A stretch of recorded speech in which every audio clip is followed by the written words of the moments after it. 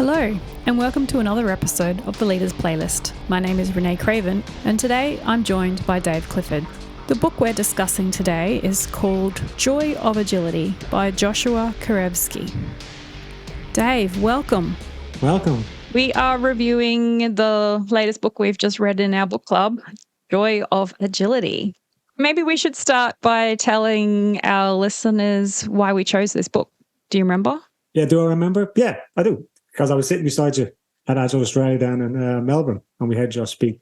And I think followed Josh's book for a bit. I've known about him in the Agile community. His book around XP, I think it was, back in the day. I found a really, really good talk. And I was intrigued to see what the book would be like. I don't think actually the book was out then. It was a promotion tour, wasn't it? Yeah, I remember it wasn't out yet, and we pre-ordered it while we were watching him speak. The book is broken up into 6 mantras, and each mantra he has a series of stories that he tells to support that mantra. And I thought maybe we just go through each one of those mantras. So the first mantra is be quick, but don't hurry. Be quick, but don't hurry, which is a little bit different than the way a lot of organizations work, isn't it? It's always busy, get that done. One of the stories he told about an American basketball team coach. And there's a really good quote from that coach, Coach Wooden. He said, if you don't have physical balance, you cannot be quick. To have physical balance, it must be preceded by mental balance and emotional balance. If you don't have those, you will be hurrying. Then you will have activity without achievement. Mm-hmm. When I read that, I thought about the good old sustainable pace. I mean, I know the story is about basketball players, but I think if we translate that to the organizations and the teams that we work in, the pace that they're going is all of those things. They're not balanced. They're all at like full throttle, I feel. Yeah. Agile is a way of getting things done faster. That's how they do. It reminds me of another quote I heard. I was on training course, and it was slow is smooth and smooth is fast. And I think that on anything, even in sports, and I think that's a good mantra to have, or a good saying. Because I like that myself doing boxing, and you do the drills and combos. You can't do them at full speed when you first start them off. Like any activity like football, all those drills, you can't do them at full speed. You've got to slow it down, get the thing, and then build it up quicker. Which is not the way organizations go. They go, like I've had a couple of hours, they just roll out Agile, and it's everyone's full throttle from day one. They don't slowly build into it, get understanding of like what they can achieve and not achieve. And guess what? They burn out really quickly, or they don't master it at all. And they still go, or else they just, they don't speed up. And get a bad taste of Agile in the process. Yeah. It takes time, right? Anything good takes time. The second mantra was be balanced and graceful. Yeah, and this is kind of where I think these two are blended, for like we just got that comment about the basketball and that they're training. I think you have to be, things that make that change empowering, not forced. Again, and that's the thing when you're going so fast, you can't invite people into the change. You're pretty much inflicting it on them. So it's hard to involve others when you're going so fast. And some of the stories in this mantra were also around being safe to fail. Teams being able to experiment and learn quickly, and it being okay to fail. And yes, there was a story in there about change by attraction as well, which I know is a hot topic, or a topic that you're passionate about. Yes, I am very passionate about it. You seem to forget people in the change process. Yeah. That's interesting. But again, it's all back to the same thing. And if you take it, as you said, it's teams are not given the place to experiment. They get coaches in who dictate a process. It should be based on, for me, any transformation or any change is a social process. Has to be about the relationships and people and the interactions. It's one of the first things in the manifesto, but people seem to miss that part. One term that was used in that section as well was habitual excellence, caring deeply for people. And everyone can do it, but they just need the environment, the right kind of environment to be able to do that. And the next one was be poised to adapt. Do you remember the NASA story that was in this chapter? The NASA story, the Apollo 13 one, a famous movie, but again, as with Hollywood, they kind of glossed over the truth. I think it's always been used, and everyone uses innovation stuff. Is basically there was a problem with the oxygen. I don't remember if I can remember the story properly, and they had to come up with a way of recycling the oxygen, and they had only so many parts on the spaceship to do it. And basically, the engineers down in NASA on the ground decided they'd get all the stuff. So the famous scene is they throw stuff on the table, and it's like, let's build whatever out of this, and let's be innovative. But in reality, what actually happened, they had practiced and prepared for that to happen, and they knew what to do. So, like, yeah, it is a good thing for teams to practice to be able to adapt. I think when you look at teams around, like, for me, just having that resilience about being able to adapt and being thrown into chaos a little bit. If you don't get that chance to experience chaos and build resilience from it, it's hard when it happens. And if you look at the rescuer or someone intervention into that, then they lose their power to learn it themselves, solve the problem themselves, and learn a way out of it. So I think definitely, I always throw teams into a little bit of chaos, some stage in a sprint or maybe in a couple of sprints, just to get them to build that resilience. Mm-hmm. They don't always like me for it. He summarizes that story: practice how you respond to problems, prepare for the unexpected. You can see how that, though, would paralyze some teams if they took that literally and just wanted to practice and dream up all these problems that they can try and prepare for, and then get a bit scared about progressing on anything. So yeah, that's when all of the other stuff comes into play, I guess, with the safe to fail. As I said, if you go back to the first two, if teams are going so fast that they can't have that space to try that, and they're not given the space for experimentation, then how are they going to be poised to adapt? It'll, as you said, it'll be hard for them. They'll freeze. The fourth mantra is start minimal and evolve. One of the stories that was in the book was about the University of Oregon when it was built in the 70s. They ran out of time, I think, to do the pathways, to concrete the pathways and stuff. Yeah. And they just left it and waited and saw where people were walking, where they were wearing tracks in the grass, and it's where they put the pathways. So that was pretty cool. Yeah, that was a good story. And you see that everywhere, though. That's like I don't know how many parks you've walked through or any trails. There'll be a path that's being built by man-made. And then always beside it, there'll be a path that people take, the shortcut, whatever, or the more scenic route. Yeah, it's amazing how often that happens.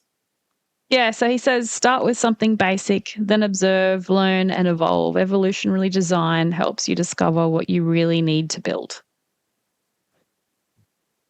Yeah, because they don't know what they need until they see it, kind of thing, right? And you see it a lot. You see a lot of companies invest a lot of money in big projects without, and they do design thinking and everywhere else and all of this stuff beforehand, but until they see something, it's hard to actually, know what you want. Yeah. And you kind of bake in a lot of assumptions to the product. Yeah.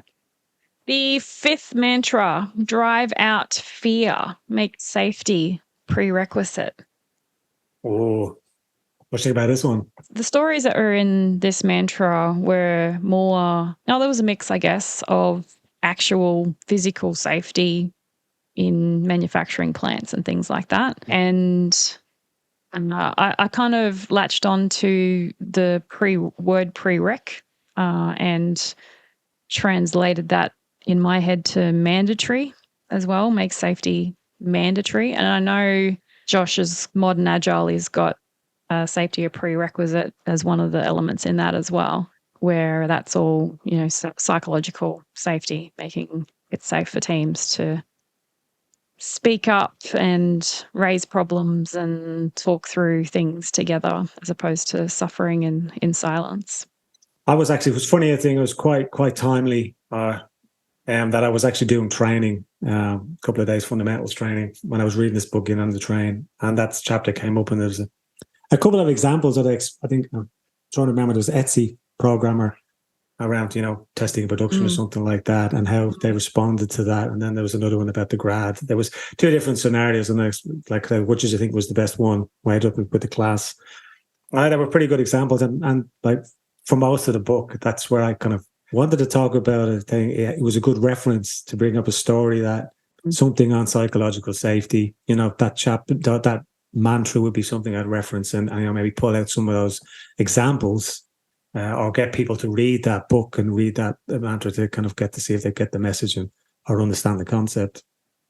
There was somewhere in there as well that I read in that mantra is increase safety rather than blaming people. I'm trying to remember the story of the thing, but it basically, the CEO called this guy up in front of the town hall and blamed him. So, like, what kind of culture would that create? How do you experiment in a culture like that? Because you're going to get things wrong, right? It's just part of experimentation. Like, either successes or failures. Yeah. So yeah, again, it's a cultural component of it, and unfortunately, I find that it's a lot of organizations that promote their values in cultural and psychological safety, but it's quite the opposite. And there's been quite a few high-profile cases that's come out. Making those mistakes, feeling safe enough to admit to those mistakes or ask for help are all good opportunities to come up with different ways of increasing that safety for teams so that they do know, so they have that bit of a safety net. Remember the story in there about the people building the Golden Gate Bridge? And the safety net, literally, they had a safety net underneath the bridge that would catch any workers that would fall whilst working on putting the bridge together. So yeah, that one sticks in my head because it's a literal safety net. Yeah, it's a crazy story. It is a crazy story to think. Like, could you imagine trying to implement something like that today? You wouldn't. No. The first day, it'd be locked down. It'd be shut down. It'd be gone. Yeah. The final mantra is be readily resourceful.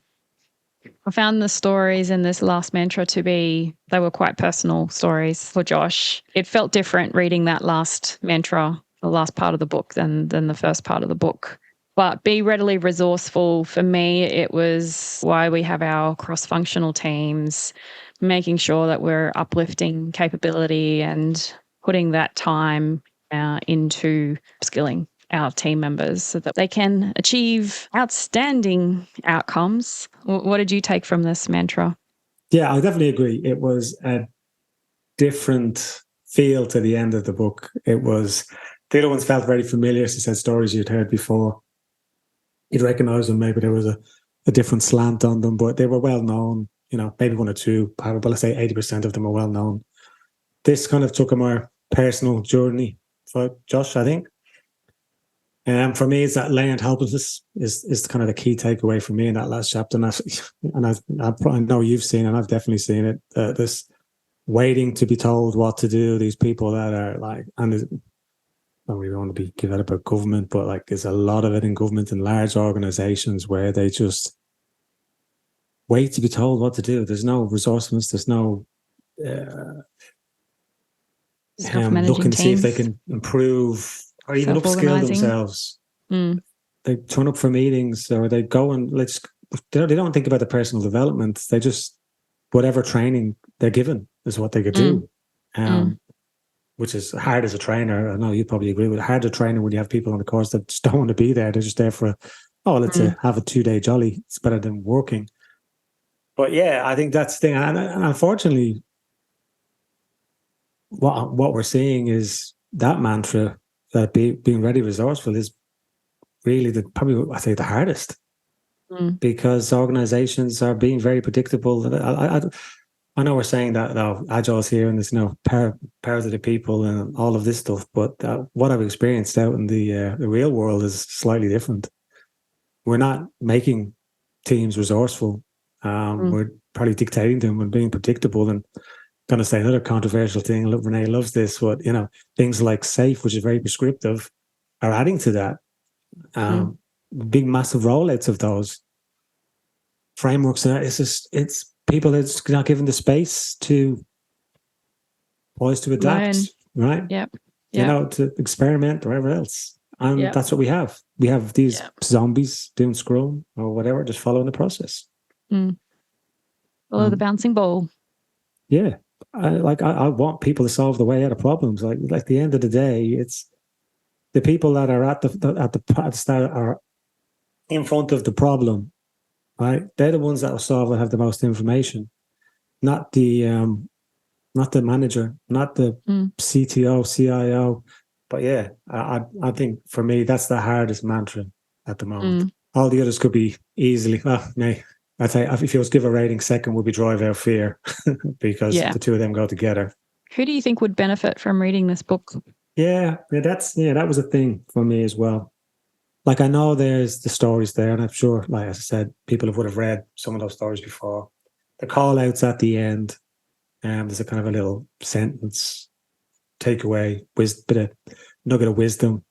It'd have to be it'd be good for a Scrum Master or a novice Agile coach, but for me, what's missing is that, like, how do I do that? And maybe Josh has a plan for a second book that explains all that. But that little bit of how would I achieve that? Okay, as I say, that's the hard part. We all know what to do. We all know. Unless we've all been living in a cave for the last 20, 30 years. But it's how do I accelerate my learning in an organization where they don't value that? What do you think, Ryan? So I agree. And I'm also thinking that, new leaders or managers that are new to Agile or about to go through a transition in their organizations, or they just want to learn more about it, probably a nice place to start because you get some good stories about it. And like you said, those call to actions at the end of each section are good little nuggets for anyone who is looking for, what do I do? What does this mean? Like, it's not really an introduction book, but there's some good case studies or good stories in there that strengthen why this Agile thing, why agility is good, why it's needed these days. Yeah, storytelling, it's a powerful thing. I think he's got a good collection of stories there. That's what I think. And he's aligned them to those mantras. And as we know, stories and telling stories is the best way to communicate. You might not get the whole story completely correct, but you get the intent of it and the message is trying to communicate. And I think this is probably said leaders would need that, because especially a leader of like a CTO or something like that, trying to convince other parts of the organization to embrace agility, where it's primarily seen as being something that sits within IT, right? You're probably right. I would say, leaders, and I think Scrum Masters and stuff like that would probably need it for their teams. So like I said, a good reference. Trainers even to bring in examples into their training, rather than the tired old stories they've told for the last 10 years. At least have some new ones. Thanks, Dave. Till next book. Yeah. Thank you for listening to the Leaders Playlist. We hope you enjoyed our episode.